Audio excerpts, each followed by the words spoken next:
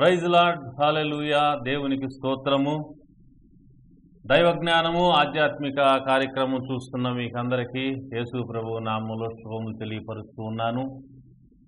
ఈ యొక్క కార్యక్రమంలో అందించబడే సందేశాలు మీకెంతో మేలుకరంగా ఉన్నాయని నేను నమ్ముతూ ఉన్నాను. మరి ఇవి మేలుకరంగా ఉన్నట్లుగా, ఆత్మీయంగా ఆశీర్వాదకరంగా ఉన్నట్లుగా మీకు తోచినట్లయితే యూట్యూబ్లో ఈ యొక్క సందేశాలు ఉంటూ ఉన్నాయి. వాటిని మీరు గమనించి వాటిని జాగ్రత్తగా ఆలకించాల్సిందిగా, లైక్ చేయాల్సిందిగా, షేర్ చేయాల్సిందిగా, సబ్స్క్రైబ్ చేయాల్సిందిగా, కామెంట్ చేయాల్సిందిగా కోరుతున్నా. ఇలా చేయటం వల్ల మెసేజ్ అనేటువంటిది అనేక మందికి అందించబడుతుంది. ఈ విషయంలో మీరు మీ యొక్క సహకారం అందించాల్సిందిగా కోరుతున్నా. ఈ కార్యక్రమాల కొరకు, ఈ సందేశాల కొరకు కూడా ప్రార్థన చేయాల్సిందిగా కూడా కోరుతూ ఉన్నాను. ఈ రోజున ఒక శ్రేష్టమైన అంశాన్ని దేవుని వాక్యంలో నుంచి మనం ధ్యానించబోతూ ఉన్నాం. అంశం ఏంటంటే, అద్భుతాల నిత్య జీవమా, ఏది ముఖ్యం? ఇది సందేశం. సరే, దేవుని వాక్యంలోకి మనం వచ్చినట్లయితే యేసు ప్రభు అనేకమైన అద్భుతాలు చేశాడు. 5 రొట్టెలు 2 చేపలు 5,000 మంది పంచాడు. నీటిని ద్రాక్ష రసంగా మార్చాడు. తుఫాన్ను గద్దించి నిమ్మలపరిచాడు. అనేక వందల దెయ్యాలు పట్టినటువంటి వారిని, దెయ్యాలను పారదోలి స్వస్థచిత్తులను చేసి బాగు చేశాడు. రకరకాల రోగాలతో బాధపడేటువంటి వారిని, వారికి ఉన్న రోగాలన్నీ పోగొట్టి వారిని పరిపూర్ణంగా స్వస్థచిత్తులను చేశాడు. మరి అంత మాత్రమే కాదు కానీ ఆయన చనిపోయిన వారిని కూడా తిరిగి బ్రతికించాడు. ఈ చనిపోయిన వారిని తిరిగి బ్రతికించడం అనేటువంటిది 3 భాగాలుగా దేవుని వాక్యంలో రాయబడింది. యేసు ప్రభువు చేసిన అద్భుతాల్లో చనిపోయిన వారిని తిరిగి బ్రతికించటం. మొదటిది మార్కు సువార్త 5వ అధ్యాయములో 39వ వచనం నుంచి చదువుతాను. లోపలికి పోయి మీరేలా గొల్లు చేసి ఏడ్చున్నారు, ఈ చిన్నది నిద్రించున్నదే గాని చనిపోలేదని వారితో చెప్పాను. ఆ తరువాత 41వ వచనం, ఆ చిన్నదాని చేయి బట్టి తలితాకుమి అని ఆమెతో చెప్పాను. ఆ మాటకు చిన్నదానా లెమ్మని నీతో చెప్పుచున్నానని అర్థము. వెంటనే ఆ చిన్నది లేచి నడవసాగెను. ఆమె 12 సంవత్సరముల ప్రాయము గలది. వెంటనే వారు బహుగా విస్మయ పొందిరి అనే మాట మనం చూస్తాం. అంటే చిన్న పాప, 12 ఏళ్ల పాప చనిపోయింది. వాళ్ళ నాన్నొచ్చి ప్రభువుని వేడుకున్నాడు. ప్రభువా, నా కుమార్తె మరి స్థితిలో ఉన్నది, నీ వచ్చినట్లయితే ఆమె బాగుపడతా అన్నప్పుడు, మరి బ్రతుకుతా అన్నప్పుడు ప్రభు ఆమె దగ్గరికి వెళ్ళాడు. అక్కడ అందరూ ఏడుస్తూ ఉన్నారు చచ్చిపోయిన పాప దగ్గర, బాడీ దగ్గర. మరి వాళ్ళకి చెప్పాడు ప్రభు, ఈ అమ్మాయి చనిపోలేదు, నిద్రించుందంటే వాళ్ళంతా కూడా ఆయన్ని ఎగతాళి చేశారు. అంటే దేవుని దృష్టిలో మనుషులు ఎవరు కూడా చనిపోయినట్లు కాదు, నిద్రపోయినట్లే. వాళ్ళు ఏ స్టేజ్లో ఉన్నవాళ్ళైనా కూడా, వందల సంవత్సరాలు, వేల సంవత్సరాల కింద చనిపోయిన వారు కూడా దేవుని దృష్టికి నిద్రిస్తున్న వారి లెక్కనే. 2వ రాకడలో ఆయన లేపేస్తాడు. వాళ్ళు మట్టికి మట్టి, దుమ్ముకు దుమ్ము, ధూళికి ధూళి అయిపోయిన వారైనా కూడా వాళ్ళకి కొత్త శరీరాలు ఇస్తాడు. ఆటోమేటిక్గా కొత్త శరీరాలు వచ్చేస్తాయి.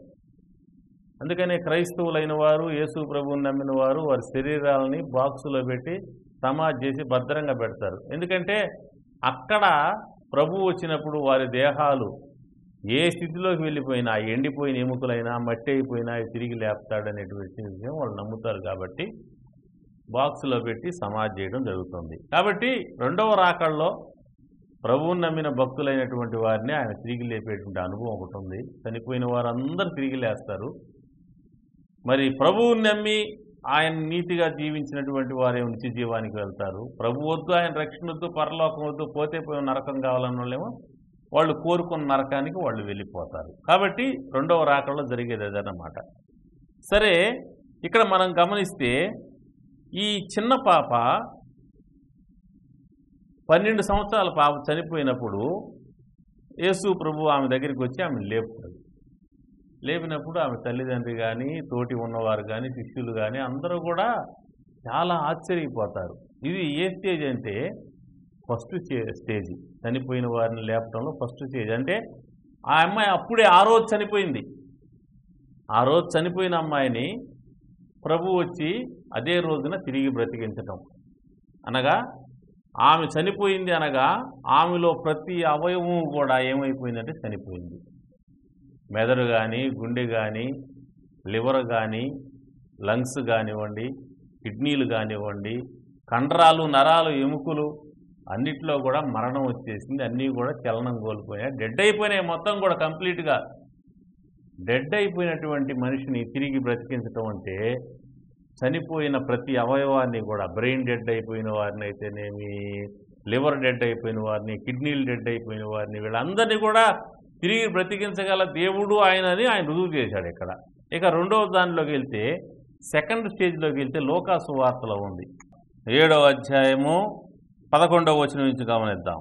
వెంటనే ఆయన నాయనను ఒక ఊరికి వెళుతుండగా ఆయన శిష్యులు బహుజన సమూహము ఆయనతో కూడా వెళుతుంది. ఆయన ఆ ఊరి గవిని యొద్దకు వచ్చినప్పుడు చనిపోయిన ఒకడు వెలుపలికి మోసుకొని పోబడుతుంది. ఇక్కడ గమనించండి, ఊరి గవిని అంటే ఎంట్రన్స్ అన్నమాట.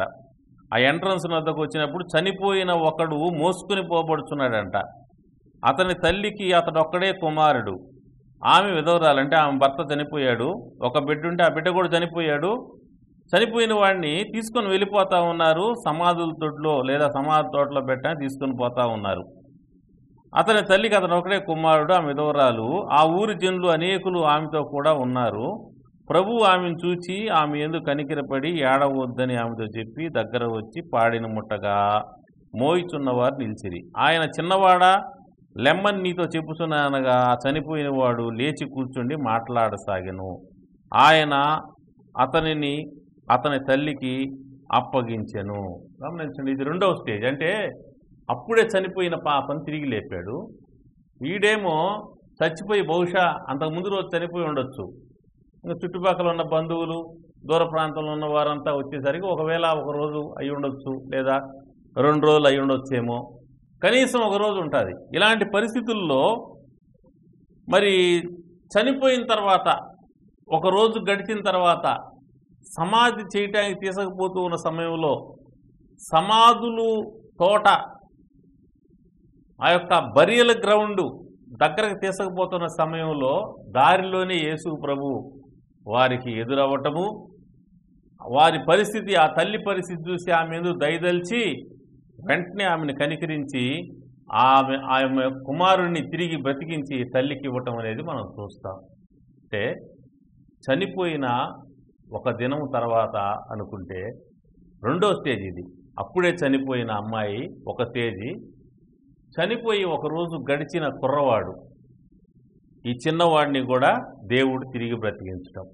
ఇక మూడవ స్టేజిలో ప్రభువు తిరిగి లేపినటువంటి అద్భుతాన్ని చూద్దాం.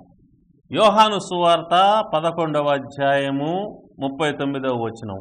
యేసు రాయి తీసివేయుడని చెప్పగా చనిపోయిన వారి సహోదరైన మార్త, ప్రభువా అతడు చనిపోయి 4 దినములైనది గనుక ఇప్పటికీ వాసన కొట్టునని ఆయనతో చెప్పాను. ఇక్కడ గమనించండి, లాజర్ చనిపోయాడు. యేసు ప్రభు బహుగా ప్రేమించిన కుటుంబం అది. ఆ కుటుంబంలో ఉన్నటువంటి ప్రధానమైన వ్యక్తి లాజరు. ఆ వ్యక్తి చనిపోయాడు. చనిపోయిన తర్వాత 4వ దినమున యేసు ప్రభు వచ్చాడు. యేసు ప్రభు వచ్చేసరికి లాజర్ని తీసుకొని వెళ్ళటము, సమాధి చేసేయటం కూడా అయిపోయింది. సమాధి అంటే మనలా గుంటలో బెటర్ వాళ్ళు, వారికి గుహ లాంటిది ఒకటి ఉంటుంది, ఆ గుహలో పెట్టి పెద్ద రాయి అడ్డం పెట్టేస్తారు, అదే వారి సమాధి.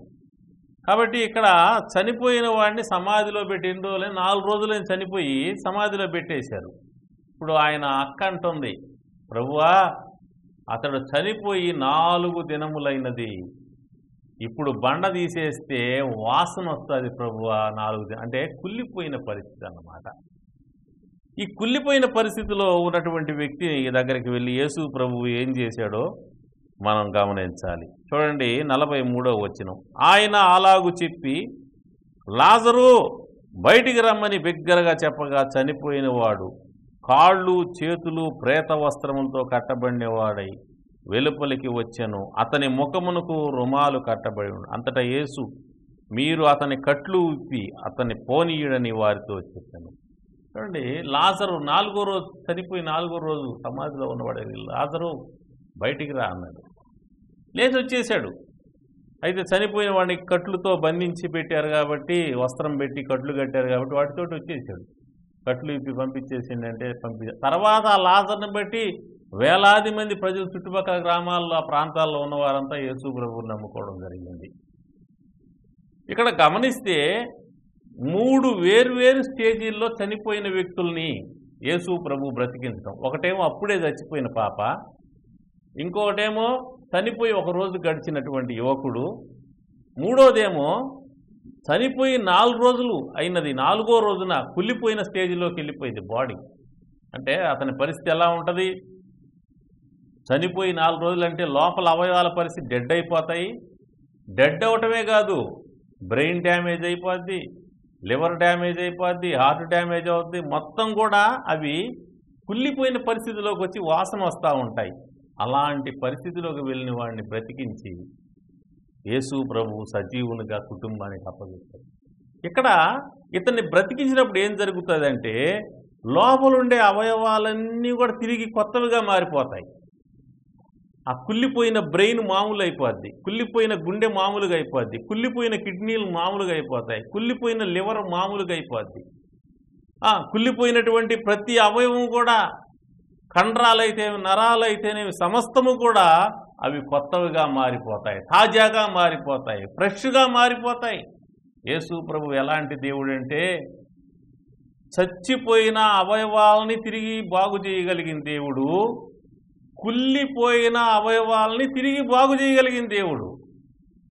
నా జీవితంలో నేను ఆ విధంగా జరిగిన వారిని చూశా. నేను నా పరిచర్యలో ఒక ఆవిడ కంప్లీట్గా బెడ్ రిడన్, ఆమె శరీరం పనిచేయదు. కాళ్ళు నడినెత్తి మొదలుకొని అరికాల వరకు బిగ్గు తీసుకుపోయినటువంటి పరిస్థితి ఆమెది. ఎంతమంది డాక్టర్ల దగ్గరికి ఆమెను తీసుకొని పోయినప్పటికి కూడా ఆమె బాగు కాలేదు. అయితే ఒకరోజు ఆమె యొక్క గృహమునకు నన్ను తీసుకొని పోయారు. నేను ఆమె మీద కొబ్బరి నూనె రాసి చేతి ఉంచి ప్రార్థన చేస్తూ ఉన్నప్పుడు, ప్రార్థన చేసుకొని కళ్ళు మూసుకొని ప్రార్థన చేస్తూ ఉంటే నాకు దేవుడు ఒక దర్శనం చూపించాడు. అందులో ఒక గొప్ప వెలుగు వచ్చి ఆమెను తాకినట్టుగా చూపించాడు. అలా నాకు కళ్ళు మూసుకొని ప్రార్థన చేస్తున్నప్పుడు ఒక వెలుగు వచ్చి ఆమెను తాకినట్టు నాకు ఎప్పుడైతే కనపడిందో, ఇక్కడ ఈమె ఎగిరిపడి స్తోత్రం స్తోత్రం స్తోత్రం అని అరవటం ప్రారంభించింది. ఆమె క్రైస్తవురాలు కాదు, యేసు ప్రభువుని నమ్మిన వ్యక్తి కాదు. యేసు ప్రభువుని నమ్మిన వారు ఆమెకు స్నేహితులు కాబట్టి నన్ను తీసుకొని పోయారు అక్కడికి. కానీ యేసు ప్రభు ఆయన నమ్మని వారిని కూడా బాగు చేసే దేవుడు. ఆ విధంగా ఆమె బాగైపోయింది. నమ్మిన వారిని బాగు చేయగలడు, నమ్మని వారికి కూడా నమ్మకాన్ని కలిగించడం కోసం వారిని కూడా బాగు చేయగలడు. ఆమె మరుసటి వారానికల్లా చక్కగా లేచి నడిచి వారి యొక్క ప్రదేశంలో నేను సువార్త కుడికి పెడితే చక్కగా నడుచుకుంటూ వచ్చి మోకరించి ప్రార్థన చేయించుకొని వెళ్ళింది. కంప్లీట్గా బెడ్లో పడిపోయి అన్ని అవయవాలు చచ్చుపడిన పరిస్థితిలో ఉన్న ఆమె వారం రోజుల్లో కల్లా నడిచే పరిస్థితిలో దేవుడు తీసుకొని వచ్చాడు. అంటే చచ్చుబడిపోయిన అవయవాలన్నిటినీ కూడా బలపరచగలిగిన దేవుడు ఆయన. చచ్చిపోయిన అవయవాలు కలిగిన వారు ఉన్నారు, వాళ్ళని కూడా దేవుడు బాగు చేశాడు. ఇంకా అవన్నీ చెప్తూ పోతే మనకు సమయం చాలదు కదా. చచ్చిపోయే స్టేజ్లోకి వెళ్ళిన వాళ్ళు ఉన్నారు, కోమాలోకి వెళ్ళిపోయిన వాళ్ళని ప్రార్థన చేసినప్పుడు కోమాలోంచి బయటికి వచ్చి బ్రతికి అనేక సంవత్సరాల లోకంలో ప్రభు కొరకు జీవించిన వాళ్ళు ఉన్నారు. కాబట్టి దేవుడు ఎలాంటి దేవుడు అంటే, కంప్లీట్గా డెడ్ అయిపోయినటువంటి ప్రతి అవయవంలో కూడా జీవాన్ని కలిగించగలవాడు ఆయన. ఒకవేళ ఈ వాక్యం వింటున్న నీ జీవితంలో లేదా నీ కుటుంబంలో ఎవరైనా సరే మీ యొక్క గుండె కానీ, మీ కిడ్నీలు కానీ, మీ లివర్ కానీ, మీ లంగ్స్ కానీ, మీ నరాల వ్యవస్థ కానీ ఎక్కడ ఏ సమస్యలు వచ్చి ఉంటే ప్రభువుని అడగండి, ప్రభువు ప్రార్థన చేయండి. మిమ్మల్ని స్వస్థపరిచేది దేవుడు. నిన్ను స్వస్థపరిచే యెహోవా అని నేను అన్నాడు. ఆయనకి ప్రార్థన చేయండి. మీ సమీపంలో ఏదైనా దేవుని యొక్క మందిరం, చర్చి ఉంటే అక్కడికి వెళ్ళి పాస్టర్ గారి చేత ప్రార్థన చేయించుకోండి. తప్పకుండా దేవుడు కార్యం చేస్తాడు. మీ యొక్క భక్తి, మీ విశ్వాసం, మీ పట్టుదల, మీ ఆసక్తి. ఏలియా గురించి ఒక మాట రాయబడింది. ఏలియా మన వంటి స్వభావం గల మనుషుడే. ఆసక్తితో అతను ప్రార్థన చేయగా ఆకాశం 3.5 సంవత్సరాల వర్షం కురలేదు. మరలా అతను ప్రార్థన చేయగా ఆకాశం వర్షం ఇచ్చిన, భూమి ఫలం ఇచ్చిన అంటాడు. కాబట్టి మన వంటి స్వభావం కలిగిన వాడైనా కూడా అతని ప్రార్థన మనలాంటి ప్రార్థన కాదు. చాలా బలమైన ఆసక్తితో కూడిన ప్రార్థన. అంత పట్టుదల, అంత ఆసక్తి మీలో ఉండి మీరు ప్రార్థన చేస్తే డెఫినెట్గా మీరు బాగుపడతారు. గత సందేశంలో నేను చెప్పాను, ఎండిపోయిన ఎముకలు బ్రతుకగలవా? బ్రతికాయి. అయి ఉపమాన రూపంలో ఇశ్రాయేలులైనా నిజంగా ఎండిపోయిన ఎముకలు లాంటి వారు బ్రతికారు. నేను చూశాను, నా పరిచర్యలో చూశాను. గతంలో నేను చెప్పే సాక్షి, నేనే ఎండిపోయిన ఎముకలాగా మారిపోతే ప్రభువు నన్ను బాగు చేశాడని చెప్పాను. నాకు తెలిసిన ఒక సోదరుడు ఉన్నాడు. అతడికి ఒక భయంకరమైన అనారోగ్యం వచ్చింది. అతడికి భయంకరమైన అనారోగ్యంతో అతడు ఎంతో బలంగా ఉండేటువంటి వ్యక్తి ఎముకల గూడులాగా మారిపోయాడు. ఎముకల గూడులాగా మారిపోయి ఇంకా ఇతడిని చూసిన ఎవరైనా సరే అతడు చచ్చిపోతాడన్నారు, బతకడన్నారు. కానీ అతడు యేసు ప్రభువుని నమ్ముకొని యేసు ప్రభు దగ్గర ప్రార్థన చేయటం ప్రారంభించిన తర్వాత మరి ఎన్ని మందులు వాడినా తగ్గనటువంటి వాడు అద్భుత రీతిగా ఎండిపోయిన ఎముకలాగా ఉన్నవాడు మోడుబారిన చెట్టు ఎలా చిగురిస్తూ వస్తుందో అలా చిగురుస్తూ వచ్చి బాగా చక్కగా తయారయ్యాడు. అలాంటి సాక్ష్యాలు ఉన్నాయి దేవుడు చేసిన అద్భుతాలు. కాబట్టి ప్రియమైన వాళ్ళారా, అద్భుతాలు అనేవి ఉన్నాయి. దేవుడు అద్భుతకరుడు, అద్భుతాలు చేస్తాడు. మీకు ఏ అద్భుతం కావాలన్నా అద్భుతం చేయుటకు ఆయన శక్తి గలవాడు. మీరు ఆయన సన్నిధిలో మొరపెట్టి ప్రార్థన చేసి అద్భుతాలు పొందుకోవచ్చు, స్వస్థతలు పొందుకోవచ్చు, మేలు పొందుకోవచ్చు. అయితే మీరు ఎన్ని అద్భుతాలు పొందినప్పటికి కూడా మీరు మారు మనసు పొందకపోతే, రక్షణ పొందకపోతే, నిత్య జీవం అనేది పొందకపోతే మీ బ్లెస్సింగ్స్ వల్ల మీకు తాత్కాలికమైన మేలు మాత్రమే కలుగుతుంది. నిత్య జీవంలో ఎంటర్ కాలేరు. ఇప్పుడు లాజరు చచ్చిపోయాడు, కుళ్ళిపోయాడు, తిరిగి లేచాడు. అతడు యేసు ప్రభువు నమ్మటం, ప్రార్థన చేయటము, యేసు ప్రభు ఇచ్చే పరలోకం నమ్మిక ఉంచి జీవించకపోతే అతడు కుళ్ళిపోయి తిరిగి లేచినా కూడా అతనికి ప్రయోజనం లేదు. అతన్ని అందరూ పొగడొచ్చు, అబ్బా కుళ్ళిపోయినోడు తిరిగి బతికాడు అలా ఇలా అని చెప్పొచ్చు, కానీ అతనికి ఎలాంటి ప్రయోజనం ఉండదు దేవుడి దగ్గర. కాబట్టి ఈ వాక్యం వింటున్న వారు గమనించండి. అద్భుతాలు పొందుతున్నారు ఎంతోమంది. పిల్లలు లేని వాళ్ళకి పిల్లలు పుడుతున్నారు, పెళ్లి కాని వాళ్ళకి పెళ్ళిళ్ళు అవుతున్నాయి, ఉద్యోగాలు లేని వాళ్ళకి ఉద్యోగాలు వస్తున్నాయి, రకరకాల జబ్బులు కలిగిన స్వస్థ పొందుతున్నారు, దెయ్యాలతో బాధపడే వాళ్ళు బాగుపడతా ఉన్నారు. విడుదల పొందిన తర్వాత ఏం చేస్తున్నారు? తిరిగి లోకంలోకి వెళ్ళిపోతున్నారు, తిరిగి పాపంలోకి వెళ్ళిపోతున్నారు, దేవుడికి దూరంగా వెళ్ళిపోతున్నారు. ప్రార్థన చేయటంలే, వాక్యం చదవటంలే, దేవుని మందిరానికి రావటంలే, దేవునితో వాళ్ళకి అనుబంధం లేకుండా పోతుంది. ఏంటంటే వాళ్ళు కేవలం వాళ్ళ అద్భుతాల కొరకు, స్వస్థల కొరకు దేవుడి దగ్గరికి వస్తున్నారు, కానీ నిత్య జీవం కోసం వాళ్ళు రావటం లేదు. కాబట్టి మన జీవితాల్లో మనం గమనించాల్సిన ప్రధాన అంశం ఏంటంటే నిత్య జీవము. ఒక మాట యేసు ప్రభు అంటాడు యోహాను సువార్తలో 6వ అధ్యాయము 26వ వచనంలో ప్రభు అన్న మాటను నేను మీ దృష్టిలో తీసుకుని వస్తాను. యేసు, మీరు సూచనలు చూచుట వలన కాదు, కానీ రొట్టెలు భుజించి తృప్తి పొందుట వల్లనే నన్ను వెతుకుచున్నారని మీతో నిశ్చయముగా చెబుతున్నాను. క్షయమైన ఆహారం కొరకు కష్టపడకండి, కానీ నిత్య జీవము కలుగచేయు అక్షయమైన ఆహారం కొరకే కష్టపడండి. మనుష్య కుమారుడు దాన్ని మీకు ఇచ్చును. గమనించారా? మీరు క్షయమైన వాటి కోసం కష్టపడకండి, అక్షయమైన దానికోసము, నిత్య జీవం కోసం కష్టపడండి. అంటే అద్భుతాల కొరకు, సూచనల కొరకు, స్వస్థతల కొరకు, మేలుల కొరకు మాత్రమే యేసు ప్రభు దగ్గరికి రాబాకండి. అవి ఇస్తాడు ఆయన. అయితే వాటి తర్వాత ఇంకొకటి ఉంది స్టేజీ, అది పరలోకం. ఇవన్నీ ఎందుకు చేస్తున్నాడంటే పరలోకం అందు మనం నమ్మకం ఉంచి పరలోకంలో ఎంటర్ అయ్యి యుగ యుగాలు ఉండేటువంటి వైభవంలో మనం ఉండాలని దేవుడి ఉద్దేశం. అందుకే ఆయన మహిమను మనకు కనపరుస్తున్నాడు. అద్భుతాల రూపంలో, స్వస్థతల రూపంలో, రకరకాల మేలులు చేయటం రూపంలో ఆయన ఆయా కార్యాలు చేయడం వెనక ఉద్దేశం ఏంటంటే మనం అవి పొంది వెళ్ళిపోవటం కాదు, అక్షయమైనటువంటి నిత్య జీవం కోసం మనం పోరాడే వాళ్ళంగా, ప్రయత్నం చేసే వాళ్ళంగా, ప్రయాసపడే వాళ్ళంగా ఉండాలనేది దేవుని యొక్క ఉద్దేశం. కాబట్టి నిత్య జీవము అంటే పరలోక రాజ్యం, పరలోకంలో దేవునితో సదాకాలం ఉండే జీవితం. దానికోసం మీరు కష్టపడండి, దాని మీద దృష్టి పెట్టుకోండి, వీటి మీద కాదు. కాబట్టి నీకు అద్భుతాలు ముఖ్యమా, పరలోకం ముఖ్యమా? ఆలోచించి. అద్భుతాలు జరిగితేనే దేవుణ్ణి నమ్ముతాను, లేకుండా నమ్మననే వాళ్ళు ఉన్నారు. వాళ్ళ కోసం అద్భుతాలు చేస్తాడు. అద్భుతాలు చేసినాక నమ్మరోళ్ళు వెళ్ళిపోతూ ఉన్నారు. స్వస్థతలు పొందుతున్నారు, వెళ్ళిపోతూ ఉన్నారు. దయ్యాలు పోగొట్టుకుంటున్నారు, వెళ్ళిపోతూ ఉన్నారు. యేసు ప్రభు దగ్గరికి 10 మంది కుష్ఠరోగులు వస్తే 10 మంది బాగైపోయినారు, 9 మంది అడ్రస్ లేకుండా వెళ్ళిపోయాడు, ఒక్కడే వచ్చాడు యేసు ప్రభు దగ్గరికి. అలాగా 90% దేవుడి వల్ల మేలు పొంది వెళ్ళిపోతున్నారు, 10% దేవుని దగ్గరికి వస్తూ ఉన్నారు.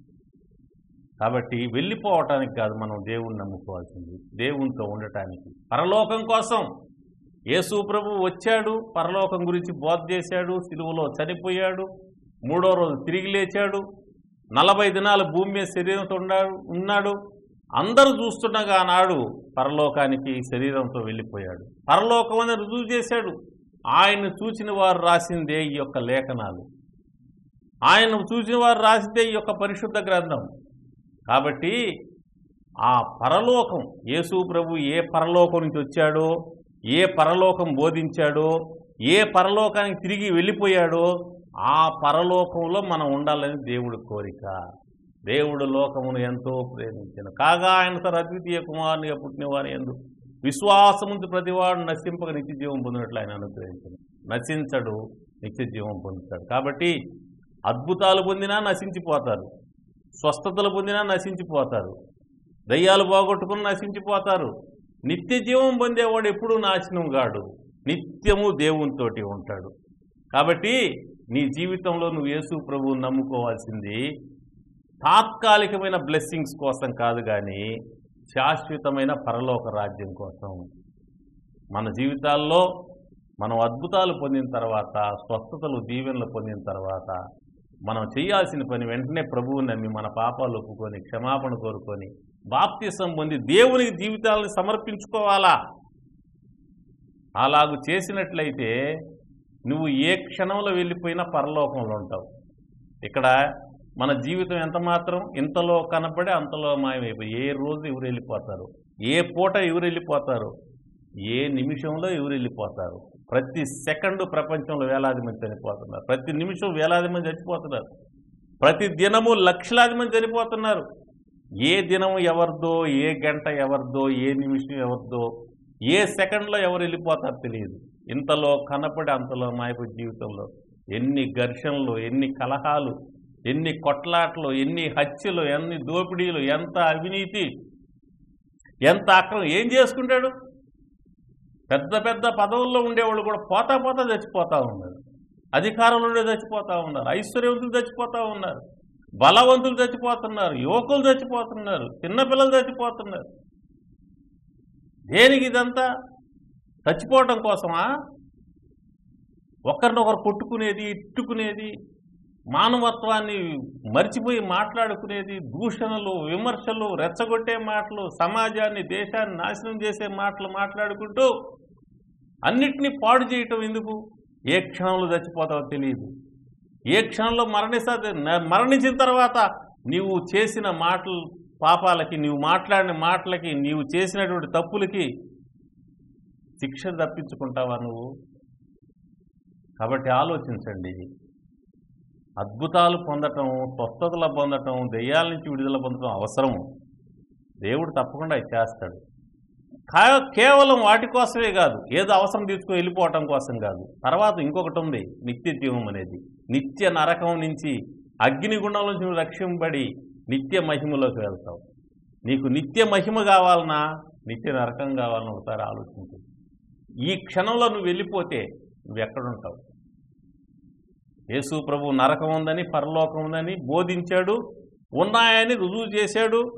చనిపోయి తిరిగి లేచి పరలోకం వెళ్తుందని పరలోకం ఉంది, నరకం ఉందని ప్రపంచాన్ని రుజువు చేశాడు. అందుకే ప్రపంచంలో 300 కోట్ల మంది ప్రభువుని నమ్ముకోగలిగారు ఈనాడు. వాస్తవం కాబట్టి ఎవరు ఎన్ని విధాల అడ్డాలు వేస్తా ఉన్నా అంతకంతకు నమ్మే వాళ్ళ సంఖ్య విపరీతంగా పెరిగిపోతూ ఉంది. దాన్ని ఎవరు ఆపలేకపోతున్నారు.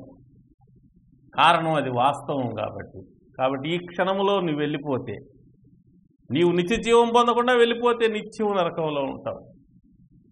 నిత్య జీవంలో ప్రవేశించాలి నరకం తప్పించుకొని యేసు ప్రభు యొక్క పరలోకమందు విశ్వాసం. ఆయన నీ కొరకు నీ పాపాల నిమిత్తం సిలువలో చనిపోయాడు, ప్రాణం పెట్టాడు, రక్తాన్ని దారబోసాడు, తిరిగి లేచాడు, పరలోకం సిద్ధపరిచాడు. నువ్వు ఎప్పుడు వెళ్ళినా కూడా పరలోకంలో యుగయుగాలు దేవుని మహిమలో ఉంటావు.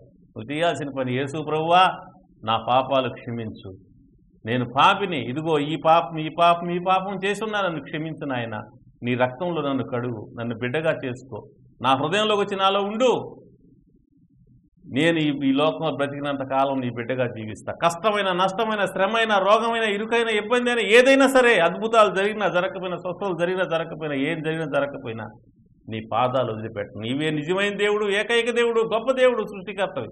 నేను నిన్ను నమ్ముతున్నాను, నిన్ను ఆశ్రయిస్తున్నాను. నేను నరకానికి పోకుండా పరలోకం ఉండే విధంగా నాకు సహాయం చేసి ప్రార్థన చేస్తే దేవుడు నిన్ను క్షమిస్తాడు. సిలువలో దొంగ చివరిలో యేసయ్యను ఆశ్రయిస్తే వాడిని క్షమించి పరలోకంలో పరదేశంలో చోటిచ్చాడు. అలాగనే ఆయన దగ్గరికి వచ్చే ప్రతి ఒక్కరిని కూడా త్రోసివేయక దగ్గరికి తీసుకొని క్షమించి మహిమను అనుగ్రహించే దేవుడు. కాబట్టి తాత్కాలికమైనటువంటి దీవెనలు కాదు, శాశ్వతమైన మహిమ కోసము యేసు ప్రభువును నమ్మండి, ఆయన వెంబడించండి. ప్రభు మిమ్మల్ని మీ కుటుంబాలు దీవించును గాక. ఆమేన్. ప్రార్థన చేస్తాను. ప్రేమ కలిగిన తండ్రి, ఈ వాక్యం విన్న బిడ్డలందరినీ దీవించండి. వారికి ఎలాంటి సమస్యలు ఉన్నాయో పరిష్కరించండి. అద్భుతాలు, స్వస్థతలు జరిగించండి. దయ్యాలతో బాధపడే వారికి విడుదల కలుగు చేయండి. ప్రతి ఒక్కరి జీవితాలు, కుటుంబాలు నీ వెలుగుతో నింపండి, సమాధానంతో నింపండి. వారి ఆత్మలు రక్షింపడేలాగా సహాయం చేయండి. యేసయ్య, ఎన్ని అద్భుతాలు పొందినా, ఎన్ని స్వస్థతలు పొందినా, ఎన్ని మేలులు పొందినా, ఎన్ని దీవెనలు పొందినా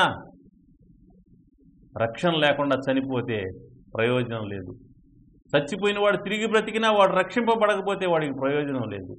కుళ్ళిపోయిన వాడు తిరిగి బ్రతికినా, కుళ్ళిపోయిన అవయవాలు కలిగిన వాడు సంపూర్ణంగా బాగైనా వాడు బాప్తీసం పొందకుండా, రక్షణ పొందకుండా ఈ లోకం వదిలిపెట్టిపోతే వాడు నిత్య నరకానికి వెళ్తాడు. కాబట్టి నిత్య నరకం తప్పించుకొని నీవు సిద్ధపరిచిన నిత్య జీవము, మహిమ పొందట కోసము ప్రతి ఒక్కరూ కూడా ఆశపడేలా సహాయం చేయండి. క్షయమైన ఆహారం కోసం కాదు, అక్షయమైన ఆహారం, నిత్య జీవం ఇచ్చేటువంటి దానికోసం కష్టపడినట్లుగా సహాయం చేయండి. ఇరుకు ద్వారమున పోరాడినట్లుగా సహాయం చేయండి. జీవమునకు పోయే త్రోవలో నడుచుటకు నిర్ణయించుటకు సహాయం చేయండి. కష్టం రాని, నష్టం రాని, శ్రమ రాని, ఎవరేమన్నా అనుకొని నాకు నిత్య జీవం కావాలి, నేను ఇంతలో కనపడి అంతలో మాయమైపోయేదాన్ని, ఇంతలో కనపడి అంతలో మాయమైపోయేదాన్ని, నన్ను ఎవడూ రక్షించలేరు, యేసు ప్రభువే రక్షకుడు అని చెప్పి నమ్మి నీ కొరకు బ్రతుకుటకు, నీ రక్షణ పొందుటకు, నీ మహిమలో ప్రవేశించుటకు, యుగయుగాల వైభవాన్ని అనుభవించుటకు వాక్యం వినే ప్రతి ఒక్కరు వారి కుటుంబాలకు నీ కృప దయచేసి కాపాడి రక్షించమని యేసు నామములో ప్రార్థించి స్తుతించి వేడుకుంటున్నాను తండ్రి. ఆమేన్. తండ్రి, కుమార, పరిశుద్ధాత్మ త్రియేక దేవుని దీవెనలు మీకు, మీ కుటుంబాలకు సదాకాలము తోడై ఉండుగాక. ఆమేన్.